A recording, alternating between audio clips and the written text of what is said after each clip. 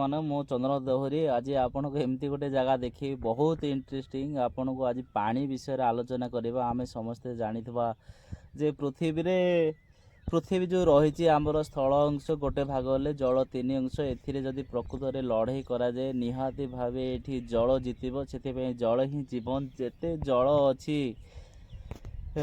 ଜଳ ବିନା କେହି ବଞ୍ଚି ପାରିବେ ନାହିଁ। କିନ୍ତୁ ଗୋଟେ ଝିଟିପିଟି ମୁଁ ଶୁଣିବାରେ କି ଜାଣିବାରେ ବି ଲକ୍ଷ୍ୟ କରିଛି, ଆଉ କେତେ ଲୋକଟି ବି ଶୁଣିଛି, ସେ ଜୀବନରେ କେବେ ପାଣି ପିଏ ନାହିଁ। କିନ୍ତୁ ଯାହା ଖାଇବା ଯେଉଁଟା ଖାଉଛି ସେଥିରେ ଯାହା ପାଣି ଅଂଶ ସେଥିରେ ହିଁ ମେଣ୍ଟେନ୍ କରିଦିଏ। ଗୋଟେ ବିଚିତ୍ର ପ୍ରାଣୀ କହିଲେ ଅତ୍ୟୁକ୍ତି ହେବ ନାହିଁ। କହିବା କଥା ଆମେ ବିଭିନ୍ନ ପ୍ରକାର ପାଣି ପିଉଛୁ। ପାଣି ଆମେ ବ୍ୟାକ୍ଟେରିଆ ସହିତ କେତେ ଜୀବାଣୁ ସହିତ ଆମେ ସଂଘର୍ଷ କରୁଛୁ ଏବଂ ନିଜ ଜୀବନକୁ ଆମେ ବି ଗୋଟେ ଆମ ଦେହରେ ବି ଗୋଟେ ଜୀବାଣୁ ଅଛି। ଜୀବାଣୁ ଭିତରେ ଯେତେବେଳେ ଲଢ଼େଇ ହୁଏ ହେଲା, ଜୀବାଣୁ ଭିତରେ ଯେତେବେଳେ ଲଢ଼େଇ ହୁଏ ସେତେବେଳେ ଗୋଟେ ଆମ ଭିତରେ ବି ଗୋଟେ ରହିବ ଯେ କେମିତି ଆମେ ଲଢ଼େଇରେ ଜିତିବା ଏବଂ ଆମେ ଆମର ପ୍ଲାନ୍ଟାକୁ ସକ୍ସେସ୍ କରିପାରିବା। ଏଇଟା ଆମର ଗୋଟେ ବି ଲକ୍ଷ୍ୟ ପଦକ୍ଷେପ କହିଲେ ଅଚ୍ୟୁତ ହେବ ନାହିଁ। ସେଠୁ କରି ସାଙ୍ଗମାନେ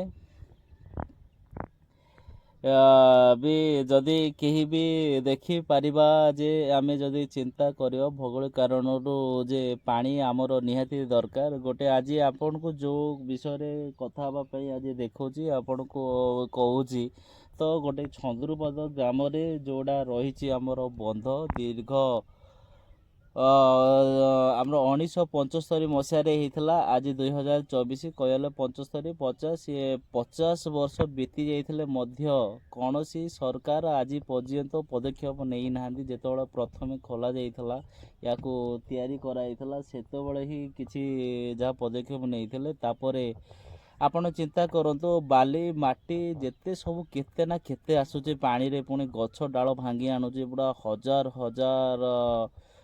ଟନ୍ର ମାଟି ଆଣି ପୁରଉଛି। କିନ୍ତୁ ଆଜି ପର୍ଯ୍ୟନ୍ତ ଯଦି ଏ ସାଇଟ୍ ମାନଙ୍କରେ ଦେଖୁଥିବେ ମାଟି ମାନଙ୍କରେ କେତେ ଉଚ୍ଚା ହେଇଛି। ତ ମୁଁ କହିବା କଥା, ଏ ଯେଉଁ ମାଟି ଉଚ୍ଚା ହେବାର କାରଣ ବର୍ଷା ହେବାରୁ ସେ ପାଣିରେ ମାଟି ଆସିକି ଉଚ୍ଚା ହେଇଯାଉଛି, ଯଦ୍ୱାରା ପାଣିର କ୍ୱାଣ୍ଟିଟି କମି ଯାଉଛି। ଯଦ୍ୱାରା ଯେଉଁ ଏବେ ଅଛନ୍ତି କର ଟ୍ୟାକ୍ସ ବି ଦେଉଛନ୍ତି, ଜଳୀୟ ଟ୍ୟାକ୍ସ ସେଇଟା କହିବେ, ହଁ, ଜଳକର ଟ୍ୟାକ୍ସ ବି ଦେଉଛନ୍ତି ଅନେକ ଚାଷୀ। ତାଙ୍କର ନାମମାତ୍ର ଚାଷୀ ବି କରିପାରୁନାହାନ୍ତି। ତା'ର ବିଭିନ୍ନ ସମସ୍ୟା ରହିଛି।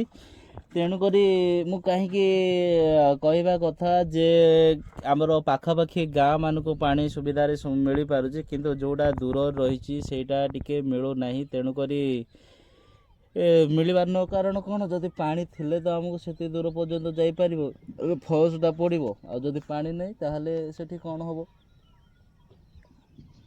ହେଲା କି? ସେମିତି ଏବେ ପାଖ ଏରିଆକୁ ଯାଉଛି, ଯଦ୍ୱାରା ଆଉ ଦୂର ଗାଁ ମାନଙ୍କର ଚାଷ ହେଇପାରୁନି, ଯଦ୍ୱାରା ଆମର ବହୁତ କ୍ଷତି ସହିବାକୁ ପଡ଼ୁଛି। ଆମର ଜିଲ୍ଲାରେ ବି କ୍ଷତି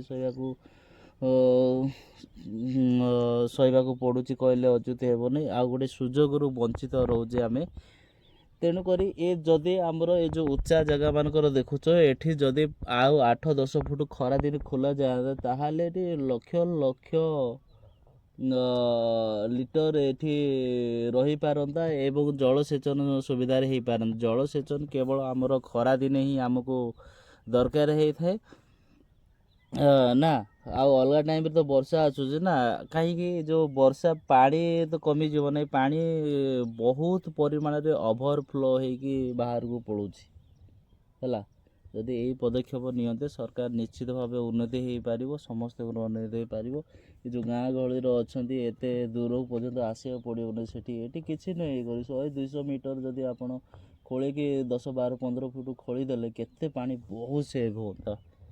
ସେଥିପାଇଁ ଏ ପଦକ୍ଷେପ ସରକାର ତୁରନ୍ତ ନିଅନ୍ତୁ, ନହେଲେ ଆଗାମୀ ଦିନରେ ଲୋକ ବି ଚାହିଁବେ ଯେ ପ୍ରକୃତ ଯେଉଁଟା ଦରକାର, ଲୋକମାନଙ୍କର ସ୍ୱାର୍ଥ ଅଛି ଖାଲି ଜଣଙ୍କ ନେଇ।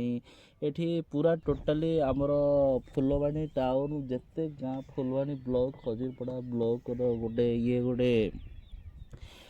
ପାଣିର ମେରୁଦଣ୍ଡ କହିଲେ, ଏଇ ଯେଉଁ ପାଣି ରହିବା ଦ୍ୱାରା ତଳ ଏରିଆ ପାଣି ବି କିଛି ସୁରକ୍ଷିତ ରହୁଛି ଏବଂ ପାଣି ମିଳୁଛି। ଆଉ ଆପଣ ଦେଖିଥିବେ ଅନେକ ଗାଁରେ ବହୁତ ଖୋଳିଲା ପରେ ବି ପାଣି ମିଳୁନି। ଯଦି ଏଇଟା ନଥାନ୍ତା ଭାଇ, ଆଉ କିଛି ବି ମିଳୁନଥାନ୍ତା, ସବୁ ଫେଲ୍ ମାରିଥାନ୍ତେ। ଏଇଟା ସିଓର। ସେଥିପାଇଁ ସରକାର ୟା ଉପରେ ପଦକ୍ଷେପ ନେବ। ନାଇଲି ଜୟ ଜଗନ୍ନାଥ, ନମସ୍କାର।